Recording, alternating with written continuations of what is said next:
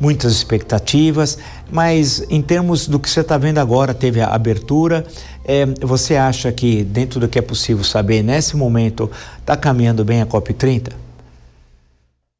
Bom, boa noite a todos. Olha, professor Marco, eu confesso que tenho um sentimento um pouco agridoce nesse início de COP, porque ela vai ter que se provar bastante no nosso país, essa COP.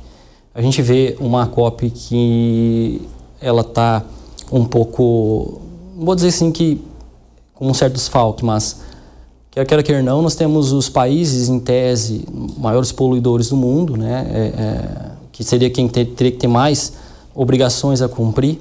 Estamos falando aí de China, Estados Unidos, Índia e Rússia, sendo que desses países somente a China que enviou ainda um vice-primeiro-ministro para a COP. Então, a questão política da COP está um pouco comprometida, mas o que nós temos visto de ideias que o Brasil está propondo, ideias, eu digo, por exemplo, a fomentação do mercado de carbono, aquele financiamento que chama TFFF, algumas situações envolvendo inteligência artificial para fins de ajuda, até na orientação e também na quantificação dos dados de emissões. Eu acho que é algo que o governo vai ter que ter muita habilidade, e o presidente da COP, né, o André Correia, com certeza tem, porque ele está nesse meio desde a ECO 92 para ser bem hábil, para conseguir realmente algum resultado mais prático. Carlos Bucuí, a mesma questão, é possível, pelo que se vê até agora, ter algum otimismo? Olha, eu não consigo ver a COP sem olhar o contexto geopolítico global, né? Que a gente sabe que a gente mergulhou num processo praticamente de backlash, de retrocesso das conquistas sociais, e a maior prova disso é o presidente dos Estados Unidos, Donald Trump.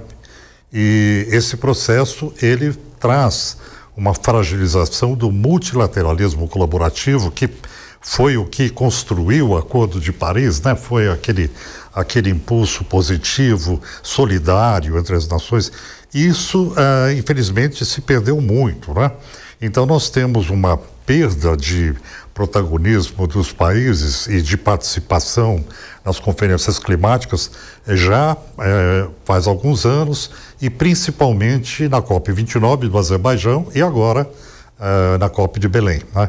Então, essas conferências, elas estão num cenário político que não é realmente favorável. A gente está num processo de retrocesso ainda.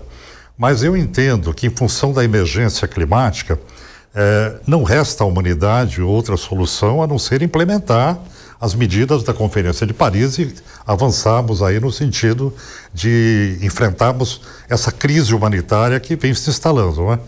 Então, nesse sentido, eu acho que o Brasil calibrou bem o discurso, né?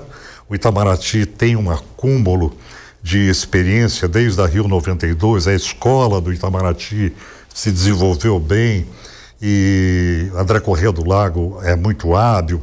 Então, essa parte da configuração do posicionamento brasileiro está muito bem, né?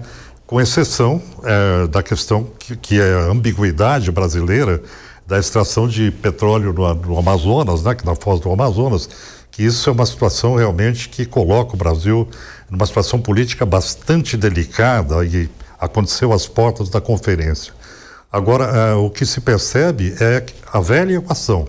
Você tem ainda os petroestados, os países que têm a ligação umbilical econômica com o petróleo, tentando obstacularizar o processo, principalmente de mitigação, né, da redução de lançamento de gases de efeito estufa. Então, essa vai ser a grande queda de braços, né?